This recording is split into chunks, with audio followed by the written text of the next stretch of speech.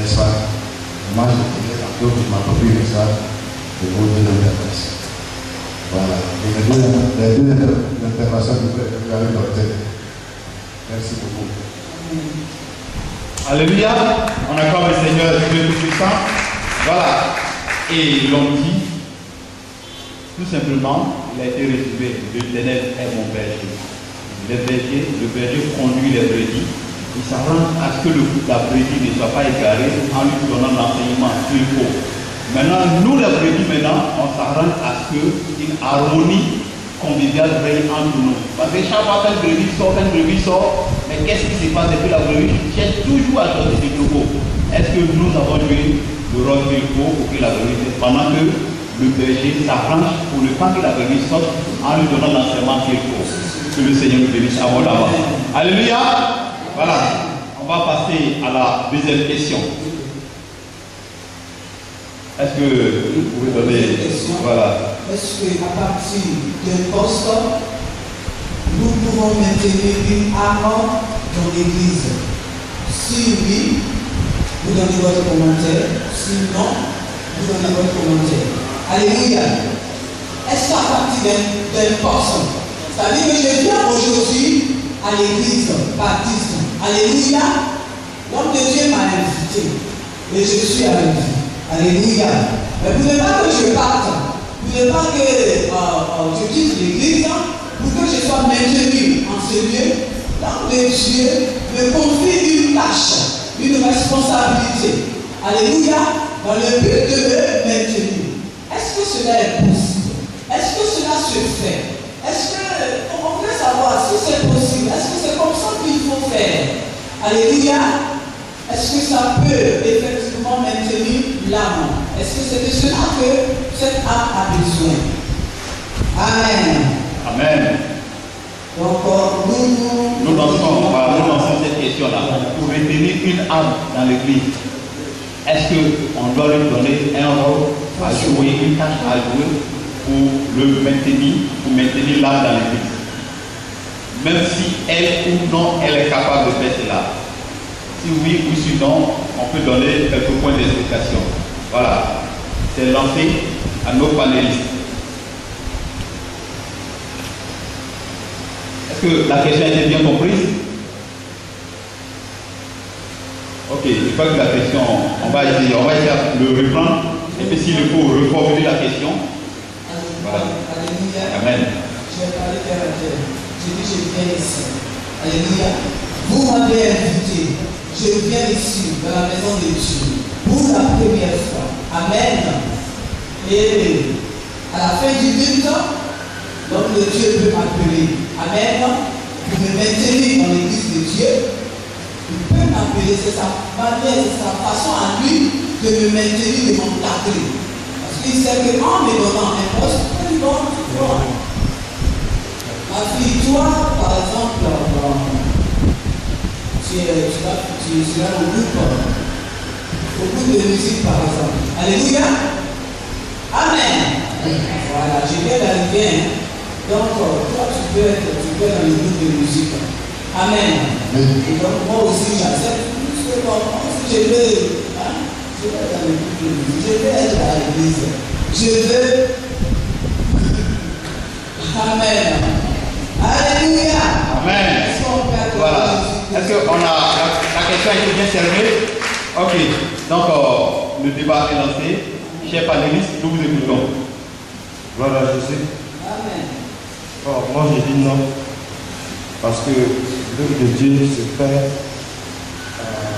la connaissance de Dieu. Alors, une nouvelle âme qui vient d'arriver, elle n'est encore pas elle. C'est-à-dire qu'on n'a pas encore la connaissance de Dieu. Alors, pour lui confier une âme, pour pouvoir le maintenir, selon moi, je trouve que ce n'est pas juste. Donc, je pense que c'est tout ce qui était bon pour moi.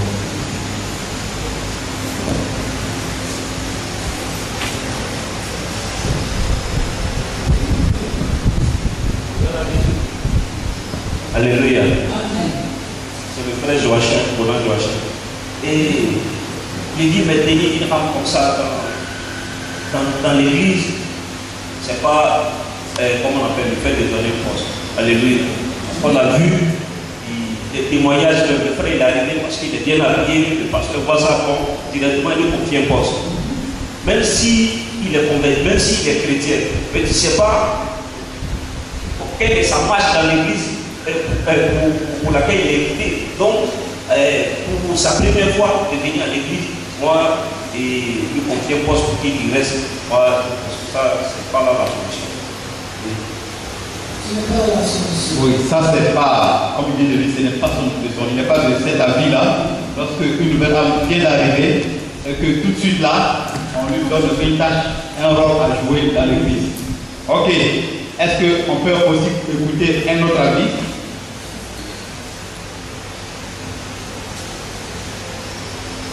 Bien. Ça va dépendre de ce qu'on appelle poste. Voilà. Une chose est sûre, c'est qu'on a fidélisé cette année. Donc, si elle vient et qu'elle passe le temps à regarder les autres s'exercer l'activité et qu'elle est dans son coin, voilà. Là, on va avoir l'impression d'être inutile. Donc, il faut l'occuper. C'est une stratégie pour pouvoir fidéliser les âmes. Il faut l'occuper. Maintenant, là où il y a le problème, c'est qu'il faut savoir faire la différence entre les postes. Il faut savoir que dans l'église, il y a des activités ou des communautés qui relèvent du social. Et il y a des communautés qui relèvent du ministère. Quand on prend le groupe de louange de Marie, ce n'est pas un comité d'église. Ce n'est pas un comité social. C'est un comité ministériel. Au niveau de l'évangélisation aussi, le comité d'évangélisation est un comité ministériel. Au niveau de la pastorale aussi, c'est un comité ministériel. Donc là, confier une responsabilité à une personne dans ces comités-là relève d'un niveau de spiritualité, de formation, d'enseignement de la personne. Donc une nouvelle âme vient d'arriver, n'a pas tous les rudiments qu'il faut pour pouvoir véritablement exercer.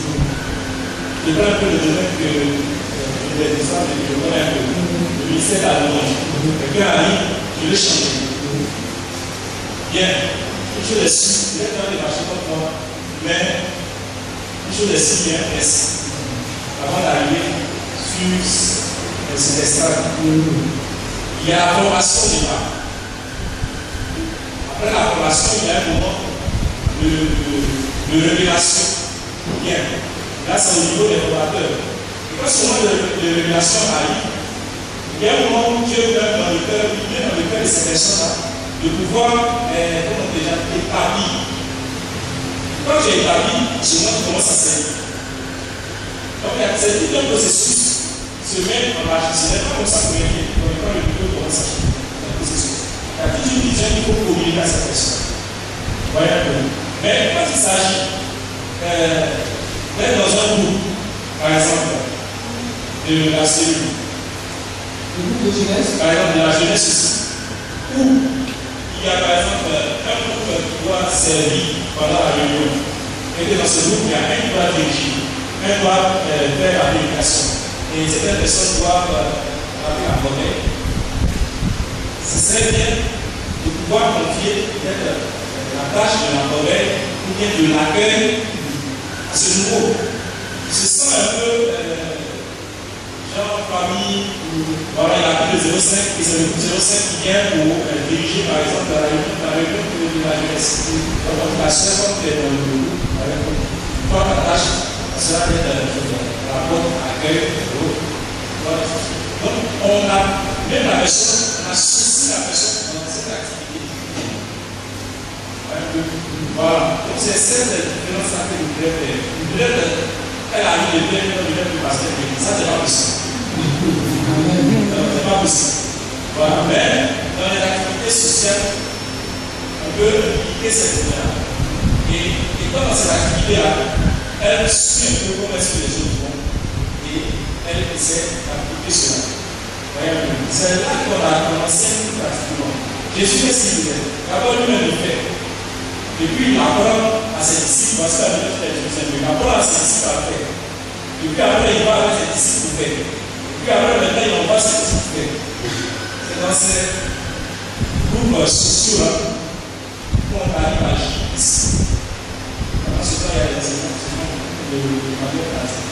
Donc, elle a dit qu'on ne peut pas utiliser pour responsabiliser un nouveau groupe. C'est un peu. Donc, il y a certains domaines dans lesquels on peut les responsabiliser. Alléluia. Voilà. Donc, on peut les responsabiliser dans le domaine des communautés, par exemple. Alléluia. Dans le domaine du CLS, ce n'est pas possible.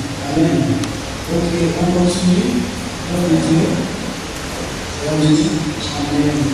Je pense que le fait de confier un poste à une nouvelle art se situe sur deux volets. Le premier volet, c'est de savoir quelle est la mentalité de cette art. Vous savez, Corneille était une personne qui ne connaissait pas Dieu. Et à cause d'écouter l'évangile de Paul, il a été convaincu de cet évangile. Il a dit à Paul, mais qu'est-ce que je veux faire pour prouver au Seigneur que je l'aime? Donc il y a d'abord la mentalité de l'âme qu'il faut creuser. Parce qu'on ne confie pas les postes par sensation ou par routine. C'est l'œuvre du Seigneur.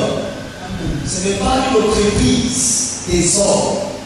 Alors, ce n'est pas parce que tu as la langue dans le monde, comme on le dit, tu sais bien parler, que tu ouvres, tu viendras dans l'église ou bien dans la communauté du Seigneur, tu voudras automatiquement continuer le poste du pasteur ou de l'église. Je suis désolé. Donc il y a cela qu'il faut souligner d'abord. La mentalité de l'âme. Quel est l'esprit qu'il a en acceptant Jésus-Christ? En fonction de cela, on saura véritablement est-ce qu'il veut lui confier une responsabilité qui va je veux dire, être l'essence de sa motivation sur le Seigneur. Parce que si nous lui confions un poste par sensation, parce que nous nous disons qu'il faut forcément le maintenir, il va oublier qu'il est venu accepter Jésus-Christ. Il y a un problème. Quand vous allez le frustrer, il va partir. Parce que en réalité, le poste ne sera pas pour lui le sort d'accepter Jésus-Christ. C'est la connaissance d'abord. Le poste, c'est un instrument qui va permettre à l'évangile que vous allez enseigner d'accentuer sa marche avec Dieu, mais pas une raison fondamentale. Parce que Paul, Pierre, on les a frappés à cause de l'évangile. Donc vous voyez que, premièrement, il faut pécher la mentalité de l'âme. Deuxièmement, il faudrait être très rigoureux là-dessus.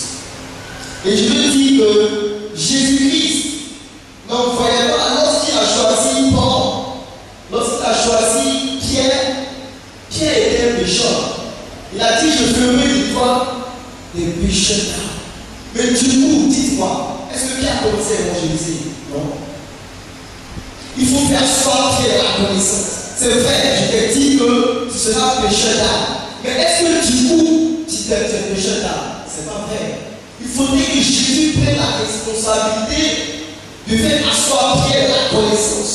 Il a dit à Pierre, lorsque tu seras affaibli, tu vas affaiblir les autres. On devrait affaiblir comment? Lorsqu'on a la connaissance. Donc il y a le problème de la connaissance, j'insiste là-dessus parce que ça va. C'est vrai, il est nécessaire, bon, pas nécessaire, mais peu important de vouloir confier un poste à quelqu'un dans le souci de vouloir le motiver davantage, l'encourager dans la marche chrétienne. Mais ça ne devrait pas être, ça veut dire, je veux dire, excusez-moi le pronom, ça ne devrait pas être la raison essentielle, effectivement. Parce que si ça devient la raison essentielle, la personne va perdre la vie de la foi. Vous savez, dans l'église aujourd'hui, je prends le domaine de la musique. Tous ceux qui sont musiciens à l'église ne sont pas des chrétiens. Ça va? Alors si nous prenons soin de dire que aucune poste pour nous sera l'arme la plus essentielle, la plus fatale d'activer une personne, on va faire force route. On va faire force route. Alléluia. Donc il faudrait essentiellement faire asseoir l'arme de la connaissance. Il faudrait que si Pierre, Jésus-Christ connaissait Pierre. Il a dit dans le livre Actes à compter dans la chambre haute. Donc il y a quelque chose qui doit être fait, l'affaiblissement. Quand l'âme est affaiblie, Jésus est sûr et certain, quand il va dire allez, il ne faut pas fuir. Alléluia. Il a fallu lui affaiblissement. Alors, c'est pour ça que Jésus a tiré une communauté de verset 7. Ce qui était le Christ, elle devient une nouvelle créature. Donc, il faudrait qu'on la personne à être une nouvelle créature. Dans cet esprit-là, cette personne ne peut confier une responsable. Même si vous la grondez, même si vous la frustrez, elle ne dira pas que je suis en train de faire ma volonté, mais comme c'est la volonté de mon Père, elle va s'aligner à la volonté de Dieu. Mais si vous amusez à confier à chaque fois les postes aux gens comme ça, comme votre église sera une communauté d'amis. Tout là, je veux préciser, votre église sera une communauté d'amis, mais pas une communauté de croyants. Amen. Et Dieu bénisse. Amen. Alléluia. Voilà. Ok, un autre avis. Amen. Je crois que les intervenants sont dotés d'une capacité qui donne. Mais on va essayer de faire quelque chose. Je suis tenté de dire que oui et non. Mais ma conscience m'amène à dire non. Sinon, s'il faudrait que j'accepte de nommer quelqu'un à un poste, j'appelle ça du fainéantisme spirituel. C'est une faiblesse spirituelle. Au fait, un homme de Dieu, excusez-moi, c'est ma conception. Je le juge comme ça. Un homme de Dieu qui se permet le responsabiliser. Le terme est tellement lourd. Responsabiliser. Attendez. On ne l'intègre pas dans le responsabiliser. Je crois que c'est la question. On dit lui donner un poste. En le faisant, on ne se soucie même pas des âmes. Non, on se soucie des âmes. Le fait, l'homme de Dieu qui le fait a une autre pensée. Vous allez remarquer que tous les hommes de Dieu qui l'ont fait, c'est tellement la personne a beaucoup d'argent. Amen. Si un homme de Dieu peut quelqu'un qui vient d'arriver dans une église que le responsabilise, fuyez bien dans l'argent. Sinon, moi, le simple Zona, quelqu'un qui travaille de l'église à 6 heures, vient, tu vas voir, tu as 6 ans de formation. Avant qu'on te donne les postes, les services donnent. Il y a les postes sont distingués. On ne donne pas pourquoi de postes. Les ministères sont des fonctions sacerdotales. Alors, ces personnes en position là sont des personnes acquéries, sont des personnes affaiblies. Il dit vous ne serez pas des responsables prêts à rougir. Attendez, la personne qui vient, vous la connaissez? Je peux venir dans une église tout simple parce que j'aime la fille du pasteur. Le pasteur me positionne et puis bon, je prends la fille et puis je me cherche la fille. Je viens dans l'église parce que j'ai une soeur. Quand je viens, je suis tout sage. Amen. Pour nous qui avons fait un peu de communication, en communication, on dit présenter le produit. Les gens vont regarder, ils vont aimer. S'ils ont aimé, alors ils vont s'approcher. Quand ils vont s'approcher, les gens qui vont le répartir parce que le prix ne va pas leur plaire. Parce que la qualité ne va pas leur plaire. Mais voici que quelqu'un qui est venu, il a aimé le produit. Il a aimé le prix, il a aimé l'emballage, il a aimé le conditionnement, il achètera quel que soit le prix. Demain, l'évangile, quand tu sors, tu prêches, on l'écoute. Après l'écoute, il y a l'acceptation. Après l'acceptation, qui est la fidélisation. Si nous sommes compris les étapes, alors nous avons une autre condition que l'évangile. Pour moi, j'étais tout à l'heure un peu confus. Je voulais dire oui. Mais ma conscience spirituelle me dit que c'est impossible. De donner des postes dans l'église à ses enfants. Non. Je vous présente mon Jésus. Et alors, interdire les principes de l'Église. S'il n'est pas prêt à servir les principes, il passe. Tout le monde ne sera pas sauvé d'ailleurs. Excusez-moi de un peu comme ça. Tout le monde ne sera pas. Jésus ne m'a sauvé, n'a pas sauvé tout le monde. Il y a eu des malades à côté, mais il est parti chez Lazare. Il y a eu plein de personnes qui sont parties ailleurs. Amen. Donc, c'est impossible de donner des postes de cette façon. Je vais lire Matthieu le chapitre 6. Il dit, le maître, avant qu'il ne parte, on dit que le maître appela qui? C'est ici. Appela ceux qui étaient avec lui. Il n'a pas appelé quelqu'un qui était visiteur. Il a appelé ceux qui étaient avec lui. Et il dit, voilà, je te confie 1 talent, 2 talents, 3 talents, 5 talents. C'est des personnes avec qui il a travaillé. C'est des personnes qui connaissaient. La Bible précise qu'il a donné à chacun selon sa capacité. Tu lui donnes en tant que qui? Que Dieu bénisse. Alléluia. Voilà. Les avis sont en train d'être donnés. Et au départ, on était mitigé là-dessus. Oui et non. Mais arrivé à un certain moment, je crois que le débat a été totalement centralisé. Le suivi d'une âme. Est-ce qu'en confiant une tâche, un rôle à une âme dans l'église, est-ce qu'on arrive à maintenir cette âme-là dans l'église? C'est la question qui a été posée, n'est-ce pas? Voilà. Avant de donner le micro au pasteur Tia et ensuite à l'évangile Manga Alphonse, on souhaiterait aussi écouter un autre panéliste pour un autre avis, toujours sur cette question-là. Vous mettez une âme à l'église. Est-ce que faut-il lui donner une tâche ou un rôle à jouer? Est-ce que cela peut contribuer à la stratégie de maintien de l'âme dans l'église? Si je veux bien reformuler la question. N'est-ce pas? Voilà. Est-ce qu'on peut aussi avoir un autre avis parmi nos panélistes qui sont là?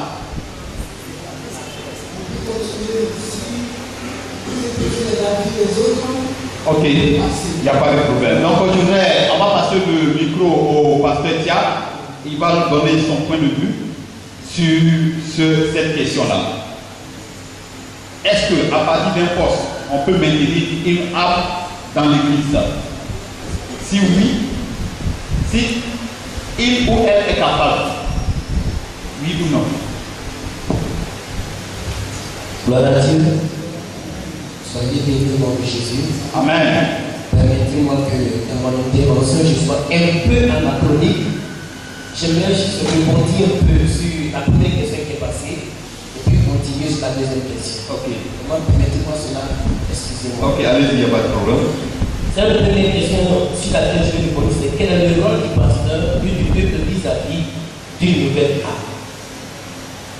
Je dirais que à ce niveau, le rôle des deux, c'est-à-dire le pasteur et l'église, l'assemblée, leurs rôles sont complémentaires, largement complémentaires, totalement complémentaires et peut-être complémentaires.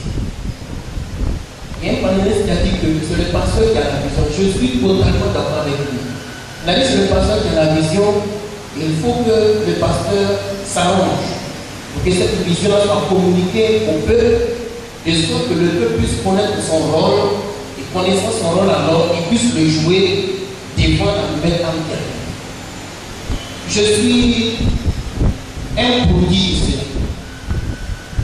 Et c'est au prorata de cela que moi, Pascal, j'ai dit tout à l'heure.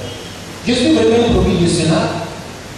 Lorsque j'étais plus jeune, avant que je me convertisse réellement, on était au lycée des bibelots. Pour ceux qui connaissent la ville des bibelots, quand on rentre, juste sur la gauche, à l'hôpital, sur la droite de la sous-ouverture, et juste après la sous-ouverture, c'est tout le lycée. Et nous, on est maintenant dans ce lycée. Alors, on est dans la ville. Lorsque j'étais des amis m'ont invité dans une église qui était vers la fin de la ville, alors là, moi, c'était honnêtement, souvent quand j'ai réfléchi, mais mon Dieu, je n'étais pas vraiment converti, mais c'était quand même une preuve d'amour pour le Seigneur parce que moi j'étais plus jeune et quand les gens venaient nous évangéliser, surtout évangéliser mon père. Il laissait des brochures, des Nouveaux Testaments, des Bibles. Mon père ne lisait jamais. C'est nous on lisait. On était petits, on savait qu'on devait se convertir pour être sauvé. Ça, quand nous petits, là, 5 ans, 10 ans, on savait ça.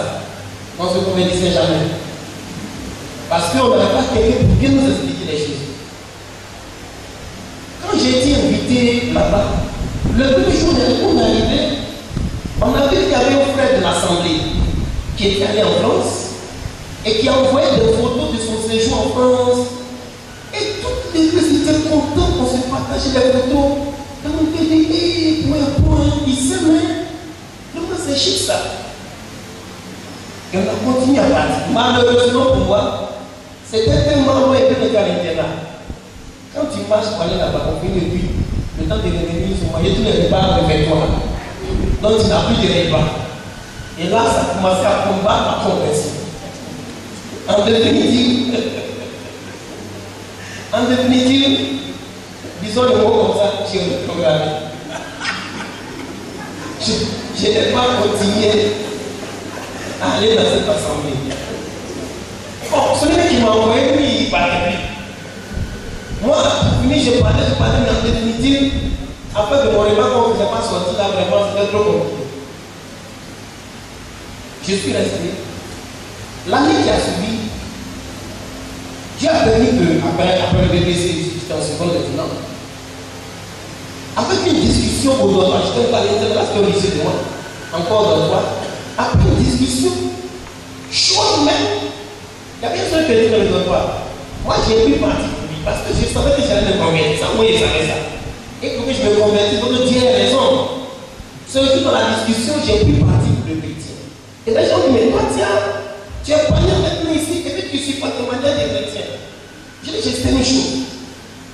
C'est que si l'homme souffre, c'est pas Dieu qui a fait. Ça, au moins, c'était un moment. Ça, moi, il savait ça. Si l'homme souffre, c'est pas Dieu qui a fait. Ok, moi, il y a la tâche. Et à la fin, il m'a dit, mais tu es chrétien? Je dis, non, tu m'as dit, non. Mais viens pas à l'église. J'ai bon encore fini à quelle heure? Parce que vers 11h, ma mère vient et quitte va pour le venir à moi. Donc c'est moi qui l'aide d'aller faire ses courses, à ce qu'elle fait des commerces.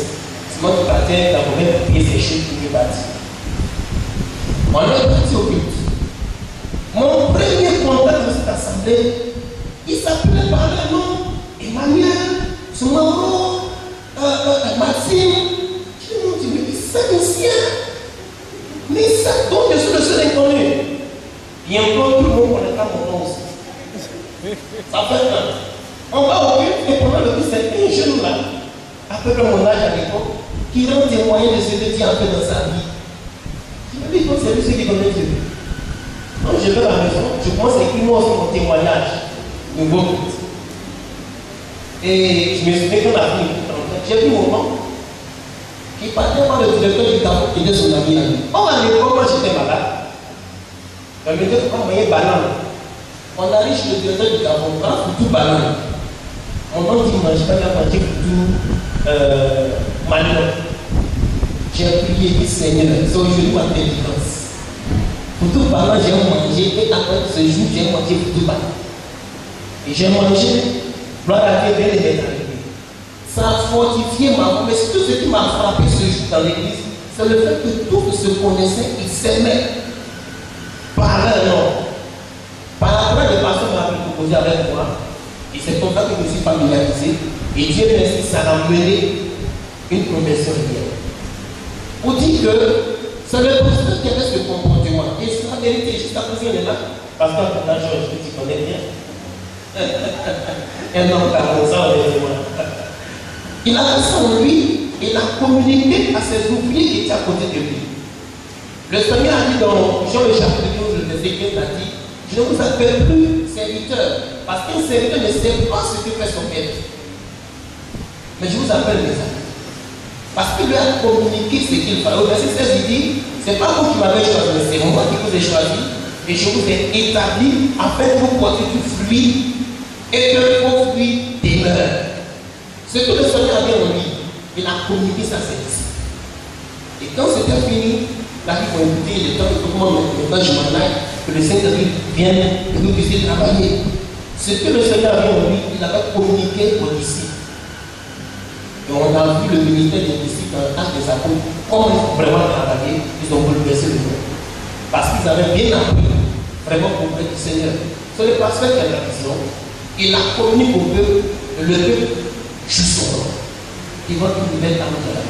Il y a une tendance, c'est le peuple, c'est les frères qui viennent sur la nouvelle là avant de l'orienter sur le pasteur. C'est vrai, c'est totalement la réalité. Le pasteur ayant fini de communiquer ce qu'il a envie au peuple, il a beaucoup de choses à faire. Il a donc le peuple joue son rôle et lui en maintenant ceux qui font contribuer quand il faut les activités. Vraiment, je bénis les panélistes, merci beaucoup. Merci pour les autres qui se sont prononcés sur la question. On va arriver au deuxième point. Vous maintenez une arme, donnez une responsabilité. À ce niveau-là, vraiment, c'est très compliqué. Vous savez, dans les choses de Dieu, c'est très compliqué. Quand on remarque de manière systématique dit non, il y a des exemples qui militent dans le sens du oui. Et quand on s'en va directement dans le sens du oui, il y a beaucoup d'exemples qui militent dans le sens du non. Je dirais alors que si un pasteur a confié une responsabilité à un nouvel arrivant, il faudrait qu'il ne fasse pas discernement. C'est un homme de Dieu. Dieu peut l'utiliser à tout moment, Dieu doit l'utiliser à tout moment. Il est tenu de rester sous la main bénissante du Seigneur pour que le Seigneur passe avec lui au moment donné ce qu'il a fait. C'est pourquoi les serviteurs de Dieu. Il faut qu'il donne une responsabilité à un nouvel arrivant pour le fidéliser. Je suis encore le fruit d'une affaire comme ça. Mon histoire que j'expliquais tout à l'heure, un pasteur Roger m'a vu, à un mois de conversion, il m'a mis parmi les ouvriers à l'église. Un mois de conversion. Un mois. 4 semaines. C'est-à-dire, toi, tu vas faire partie des évangélistes. 4 semaines. C'est bizarre. On peut dire c'est un panier qui met là. 4 semaines. 1 mois, 2 mois. 2 mois, il dit on va à un séminaire. Il dit bon, le responsable des évangélistes là, il se tient parce que désormais, tu es au contact des parents. À tendance, tiens, tu seras le nouveau responsable des évangélistes. 2 mois et demi de conversion. À peu près 4, 8, à peu près 10 semaines. On fait comment? C'est bizarre, mais ça ne m'a pas effrayé. Ce que ça suscitait en moi à l'époque, c'est comment faire pour bien mener ce nouveau recommandé. Je suis un financier responsable. J'ai dit, bon, on fait comment? Parce que maintenant qu'on me donne l'avantage de terre, comment ton organisation première, puis je vois comment je pourrais travailler avec. Il me dit que j'ai d'abord une organisation. Celui qui était là, comment dit que lui, il n'a aucune organisation. Et il me dit peut-être à cause de ça, qu'on va enlever. Donne-moi le nouveau qui vient d'arriver, j'ai 8 à 10 semaines dans l'église, je dois apporter une organisation à ce département. En plus, ça vient avec notre département de génération, ça s'organise sous 3 points. D'abord, l'externe, les programmes de sortie d'évangélisation, l'interne qui a 2 niveaux, l'accueil de nouvelles personnes, les enregistrer, et le 3e point, leur encadrement préliminaire. Et ça, c'est à quelqu'un qui est arrivé, ça fait 8 à 10 semaines qu'on donne ça. Je fais comment? Ça fait peur. On était en pleine année scolaire, les vacances arrivent. Moi, je vais chez mes parents. Pendant que je suis là, mon père, il appelle ma mère. Bon, j'ai acheté une plantation au village, dans mon village. Il faut mener quelqu'un, et puis c'est Jérôme qui va partir. Le Jérôme là, c'est moi. Je suis nouveau chrétien. Je fais comment? Dans le village là-bas, c'est pas un bon village. Parce que je sais ce que j'ai fait là-bas. Et après me convertir, je retourne dans ce village. Et la passion d'esprit. C'était très compliqué. Mais j'avais dans mon esprit une pensée que j'ai eue dans la boîte. La pensée est venue comme ça. Je me dis, Seigneur, je peux prendre ce village. Il y a une pensée qui m'a dit, il n'y a pas quelqu'un qui soit plus beau que Jésus. Donc toutes les filles qui sont là-bas ne sont pas plus belles que Jésus. Tu n'as rien à faire dans ce village. Je suis allé dans ce village avec toutes les persécutions, avec toutes les tentations. Dieu merci, je suis revenu sain et sauf spirituellement. Quelle enfance. On commence l'année scolaire suivante, le pasteur reçoit les gens pour faire bilan. Péché, péché, péché, péché, tous ceux qui ont chuté en vacances, tout cela. Il m'appelle, il dit, moi je n'ai pas fait ça. Il dit, moi tu n'as pas tout attendre, je n'ai pas fait. C'est la vérité, je n'ai pas fait. Parce que dans ma tête, il y avait deux choses. La première, il n'y a pas quelqu'un qui soit plus beau que Jésus, et puis de deux, un responsable ne pêche pas. Un responsable de Dieu, quelqu'un qui est de Dieu, il ne pêche pas. Tu n'as pas dit que comme on est là. Donc, parce que moi je n'ai rien fait, je dis la vérité. Il a prié pour moi, puis c'était effectivement la vérité. Je n'ai pas fait ce que les autres ont fait. Faut-il confier une responsabilité à une nouvelle âme? Vous voyez, à la limite de ce que j'ai dit, c'est un peu compliqué de dire non. Parce que moi, au contraire, ça a été un élément moteur pour moi pour démêler de la voie de Dieu. Pour démêler de la voie de Dieu. Mais ce qui est intéressant pour rejoindre le dernier panéliste qui a pris la parole tout à l'heure, c'est que le pasteur, quand il nous a responsabilisés à l'époque comme ça, on a commencé des grands séminaires de formation. On était jeunes, on était formés pour être pasteur. On était avant, quand il venait à Abidjan au pastorat et qu'il retournait avant, il organisait un séminaire à notre niveau avec les mêmes cours qu'ils ont eu au pastorat. Ce qui fait qu'on ne devait pas parler de leur pastorat, on a une formation pour être pasteur. Et ça nous a vraiment aidé. Donc, il faut que confier une responsabilité à quelqu'un qui est un nouvel arrivant, histoire de le fidéliser. Il faut passer par cette méthode, c'est-à-dire, quand tu le regardes, d'abord il commence par l'Esprit de Dieu. Si c'est par l'Esprit de Dieu, comme il a dit, l'église l'a rempli d'amis, et puis de Dieu, tu le frustres, il a parti. Tu le frustres, il a parti. Parce qu'il n'est pas venu pour responsabilité. La manière de la responsabiliser, ça donne une certaine amitié entre vous. Puisque vous faites quoi tout le temps de sa responsabilité, et s'il n'est pas venu, s'il n'est pas spirituel, s'il voit le fait de t'approcher tout le temps comme juste un ferment d'amitié, le jour où il y a quelque chose, il va partir. Mais il y a quelque chose qui m'est arrivé. Et tant que je me tiens comme ça, quand les vacances sont quand je suis chez mes parents, ma toute première conversion, j'ai commencé à me servir à la maison. Une série de prières. Ça a commencé à prendre. Et ce qui était dans mon idée, c'est que le pasteur a dit non pas mes parents. Pourquoi je retourne maintenant pour travailler pendant les vacances, rester dans l'église, travailler. Et mon père s'est opposé à ça. Le pasteur est quand même venu chez nous. Avant quand il a dit vraiment permettre avant de retourner la vie pasteur. Il vient de passer dans une classe d'examen qui va rester ici. Quelques jours après, ma mère m'envoie à moi. J'arrive à l'église, je vois le pasteur. Il dit, pasteur, on fait comment? Tu es revenu encore?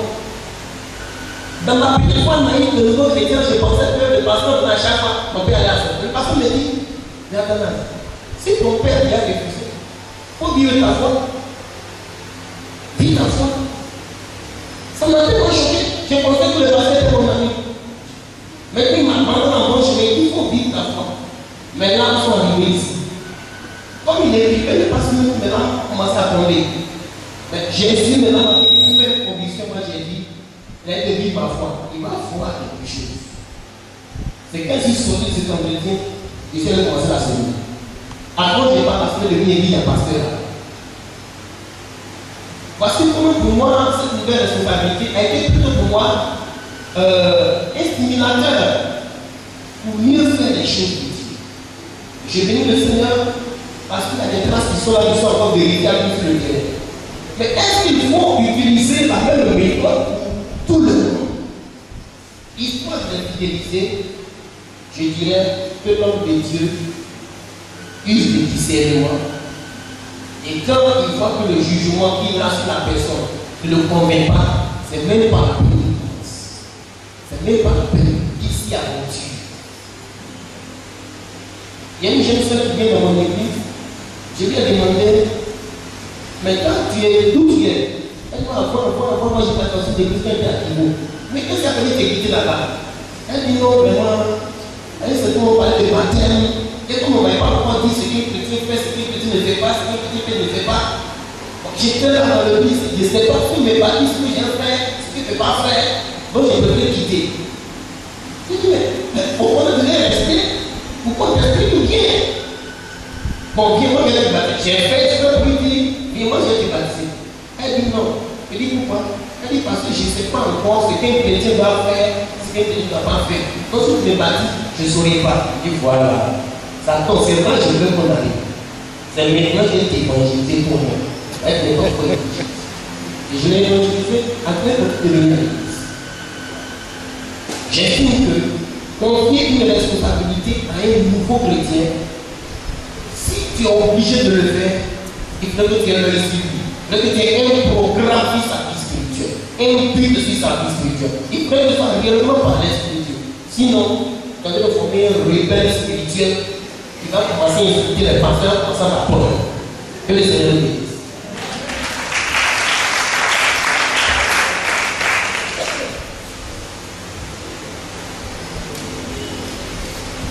Alléluia. Voilà ce qui est bien dit. Amen. Et donc, au bloc de Dieu, c'est un facteur moteur pour le maintien de la maison de Dieu. Et aujourd'hui, voilà qui est entre Dieu. Amen. Et donc, je crois que cela se passe vraiment avec l'Esprit de Dieu, pas dans le discernement, pour donner vraiment, sinon confier une responsabilité à une nouvelle âme. Vraiment, c'est l'Esprit de Dieu qui t'a donné à le faire. Alléluia.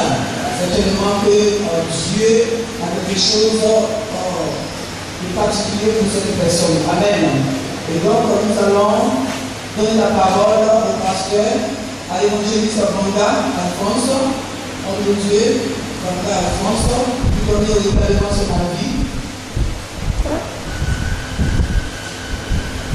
Alléluia. Amen.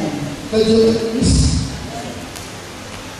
Je bénis le Seigneur pour la grâce qu'il nous fait de prendre le micro devant mes pères, devant les grands pasteurs et devant aussi le peuple de Dieu, peut-être les grands. Parce que la Bible dit que Daniel avait un esprit supérieur. Amen. Mais ce soir, je voudrais d'abord toucher un peu la première question. Si vous me permettez, juste en 2 minutes. Juste en 2 minutes. Je ne vais pas être long parce que le thème est très capital. Et je crois que l'Église aujourd'hui en Côte d'Ivoire, l'Église dans le monde entier, l'Église de Jésus, ça a perdu un peu de la vision de Jésus. Moi je le dis toujours parce que je suis l'évangéliste, là je vous dis, moi je condamne beaucoup de choses que nous voyons, puisque je suis membre fondateur d'une Église. Et quand je vois ce qui se passe dans nos églises, moi-même dans mon Église, je parle. Pourquoi je parle? Parce que quand je regarde la parole de Dieu et je regarde ce que Jésus nous a enseigné, et Jésus a enseigné d'abord à ses apôtres, et qu'aujourd'hui, l'Église est en train de prendre une direction, vraiment je parle. Voilà pourquoi quand Jésus se pose lui-même la question, à son retour, trouvera la foi sur la terre. Jésus a posé une question.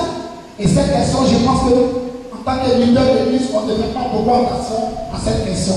Oh, c'est dangereux. Quand Jésus a dit ça, il se pose lui-même la question, quand il va venir, est-ce qu'il va trouver quelqu'un? Alors, pour dire la première question, quel est le rôle du pasteur vis-à-vis d'une nouvelle âme? C'est ça? Et de l'Église aussi vis-à-vis de cette personne. Amen. Bon, moi je pense que le pasteur, avant de pouvoir rencontrer une nouvelle âme, le dimanche par exemple, aujourd'hui j'étais à l'église, on a recensé les nouvelles personnes. On les a demandé d'où venaient là, d'autres qui sont chrétiens, d'autres qui ne sont pas chrétiens, ils ont entendu, ils ont été invités. Soit maintenant on a pris les noms. Chaque dimanche on prend le nom des nouvelles personnes. On ne parle pas de ceux qui ont déjà donné leur vie au Seigneur. Parce qu'il y a des gens qu'on peut inviter et qui peuvent aller rendre visite peut-être à tel frère ou tel souci. Je ne parle pas de ça. quand quelqu'un dit qu'il ne connaît pas Jésus, qu'on invite, il vient dans la présence de Dieu, avant d'abord que l'Église s'occupe de cette personne, il faut que le pasteur lui-même ait un entretien avec cette personne.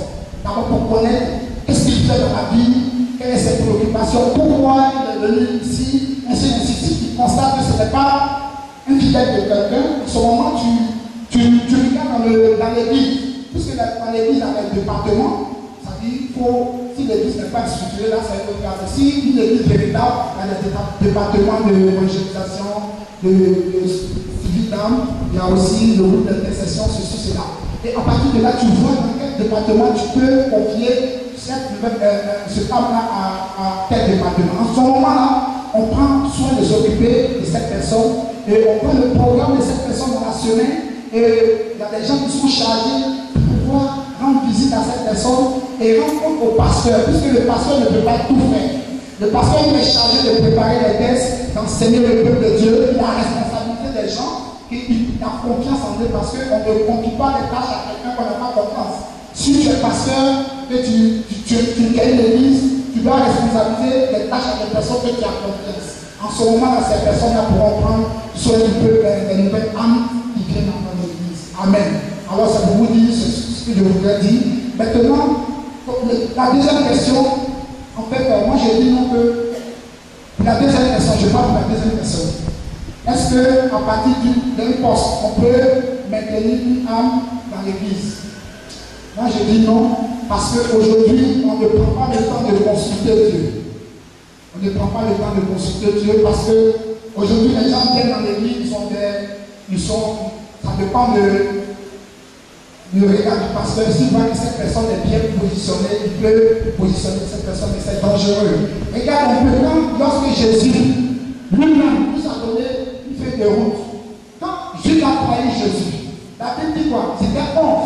Dans Actes chapitre 1, le verset 23, les disciples, après ils se sont retrouvés dans la chambre, ils ont prié le Seigneur pour demander à Dieu de leur donner l'intelligence de choisir quelqu'un. Ils ont présenté 2 personnes. Mais la Bible dit que ces 2 personnes ont suivi Jésus, ils avaient un bon témoignage. Avant d'abord, quand on les présente, c'est pour dire que pour donner une place à quelqu'un, un poste à quelqu'un, il faut vraiment voir que cette personne d'abord soit disciple d'abord. C'est-à-dire qu'il soit converti, soit disciple, il a la crainte de Dieu, et à partir de là, c'est sous la révélation, c'est comme après d'avoir prié le Seigneur, et que Dieu te donne la responsabilité de positionner cette personne dans tel département qu'il peut exercer. Et je pense que dans Actes chapitre 1, le verset 23 jusqu'à 27, vous pouvez voir cette histoire là-bas concernant les postes qu'on veut donner à quelqu'un. Si ce n'est pas comme ça, ce n'est pas la peine. Cette personne va échouer parce que ce n'est pas sous la révélation de Dieu que cette personne a été nommée. Et en ce moment-là, foncez, vous allez voir que les failles vont venir. Et quand Dieu n'est pas dans quelque chose, ça échoue toujours. Or, quand c'est l'Esprit de Dieu qui te donne la révélation et que tu nommes cette personne est bien équipée, il va travailler avec la soumission et avec l'onction du pasteur et l'église va avancer. Amen. Voilà. Alléluia. Est-ce qu'on peut acclamer le Seigneur Jésus-Christ pour tous ces avis qui ont été partagés? Ce thème est d'une importance très capitale. L'amour des âmes, le souci à ce qu'une âme, lorsqu'elle accepte le Seigneur, il faut qu'elle demeure et qu'elle reste jusqu'à ce que le Seigneur Jésus-Christ revienne. Nous, on voudrait quand même écouter l'avis de Pasteur Peter Amadi sur cette question-là. Est-ce que à partir d'un poste, on peut réussir à maintenir une âme, ou bien un poste, on peut maintenir une âme dans une église? Si il ou elle est capable, si oui ou non. Explication, pasteur.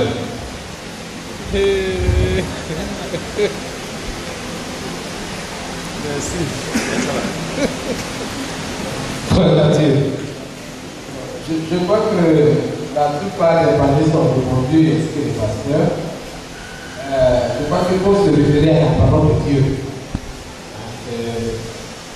Un poste confié à un nouveau, je crois que c'est un peu automatique. Donc il faut beaucoup de discernement. Si le Seigneur à sa main dans ce dossier, il n'y a pas de problème. Parce qu'il s'agit de l'œuvre de Dieu, nous devons faire beaucoup attention et vraiment beaucoup de prudence. Parce que celui qui vient d'arriver là n'est pas encore bien affermi, donc il y a du travail encore à faire.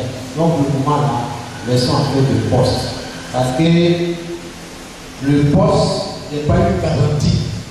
Il n'y a aucun verset biblique qui soutient ça, que quand on a un poste pasteur, de homme de Dieu, c'est sûr et certain que cette personne va demeurer en Christ. Parce que notre objectif, c'est que la personne demeure en Christ.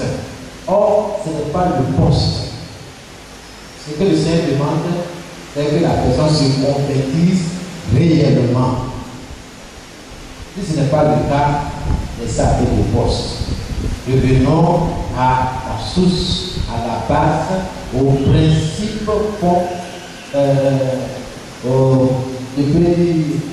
fondamentaux de la Bible. Ok? Accepter Jésus et puis permettre à la nouvelle personne de recevoir la nourriture de l'aide spirituelle dont il a besoin pour avancer. C'est ce que je pourrais dire. Ce n'est pas revenir sur ce que les collègues ont déjà dit. Je ne sais pas si il y a des questions. Pour l'instant. Ok, que Dieu vous bénisse. Merci. Est-ce qu'on peut acclamer Jésus-Christ? Alléluia. Il faut se référer à la parole de Dieu, avoir le discernement, parce qu'aucun verset ne soutient cela. Alléluia. Lorsqu'une âme vient à la maison de Dieu, il faut l'encadrer selon la parole de Dieu. Alléluia. Il y a des personnes même qui sont déjà ici. On leur confie des tâches et après c'est le tout. Alléluia. Alléluia. Donc ce n'est pas seulement de nouvelles âmes. Amen. Et donc il y a, comme on le dit, beaucoup de prophètes dans les églises de Dieu. Amen. Nous allons souffler un tout petit peu. Amen. Et nous allons dire merci aux partenaires. Alléluia. Nous allons dire merci à ichrétien.com. Est-ce qu'on peut acclamer ichrétien.com? Alléluia. On peut acclamer l'évangélisation chrétienne. Alléluia.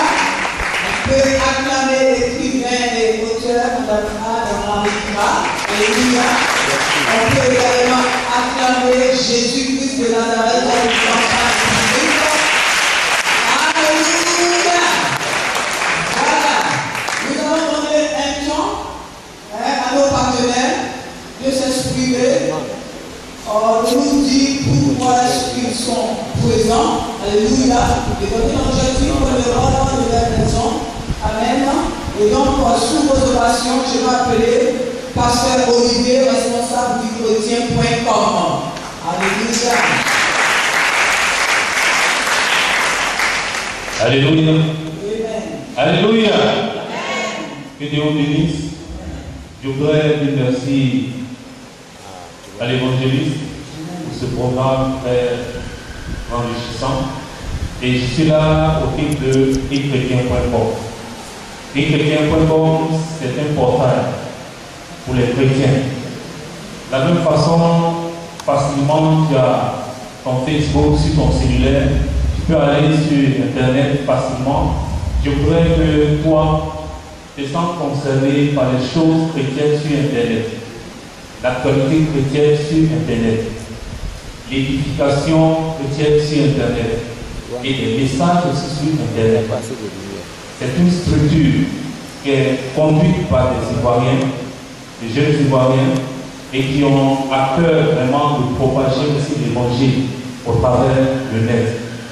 Ce n'est pas seulement sur Facebook qu'on s'instruit, ce n'est pas seulement en visionnant des choses qui ont la capacité de dénaturer ta conception spirituelle, mais il devrait être édifié.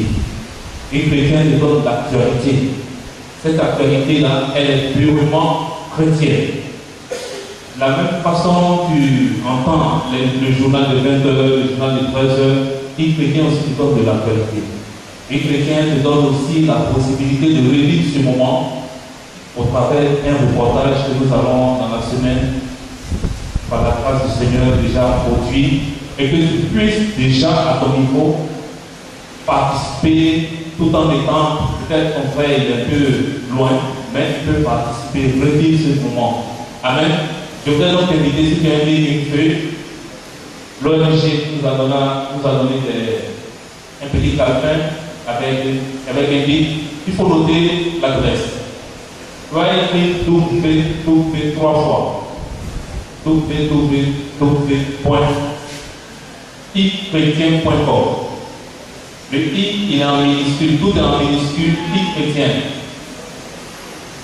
I chrétien, puis tu mets un point, puis tu mets com. C'est ça c'est l'adresse. Alléluia. Même si le moteur de recherche Google, tu peux mettre simplement I chrétien, et puis Google va te dire que c'est le premier portail ivoirien pour les évangéliques. Alléluia. Et ce portail, c'est pour toi, c'est pour moi. C'est ensemble que nous devons animer ce portail. Si tu as un événement qui est serviteur, il y a des autres idées qui sont déjà là, il y a d'autres que j'ai déjà croisés pour la première édition, Pasteur Guizot par exemple. Si tu as un événement, tu peux nous appeler. Nous avons un numéro qui est assisté par la République 58 58 18 58.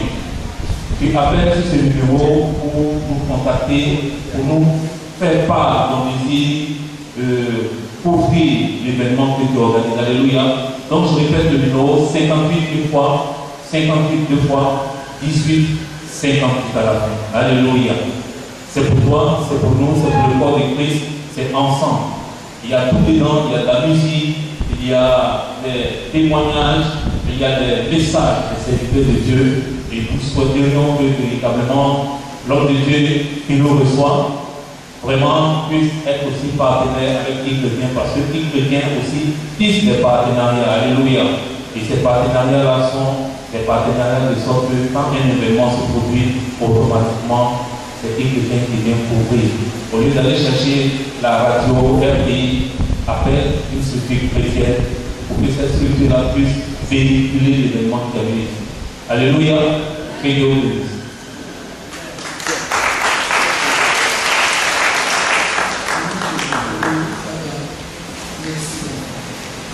Alléluia. Voilà, ixchrétien.com évoque la préparation de l'évangile et l'éducation du corps du Christ en Côte d'Ivoire. Amen. Ok, je vais appeler le docteur Bué. Amen. Docteur Bué Assoin, président ONG Action Chrétienne de l'éducation. Gloire à Dieu. Je voudrais remercier tous les pasteurs qui nous font l'honneur de nous aider et du partage. L'ONG Action Chrétienne, c'est des frères qui se soucient de la santé des chrétiens. Parce que nous avons remarqué que le corps du Christ est malade. Si vous prenez 10 chrétiens, il y a 9 qui ne se sentent pas bien. Mais c'est curieux eux-mêmes, ils ne savent pas qu'ils ne se sentent pas bien. Parce qu'ils n'ont jamais fait de consultation, jamais fait d'analyse biologique. Mais nous avions reçu une parole de Jésus-Christ.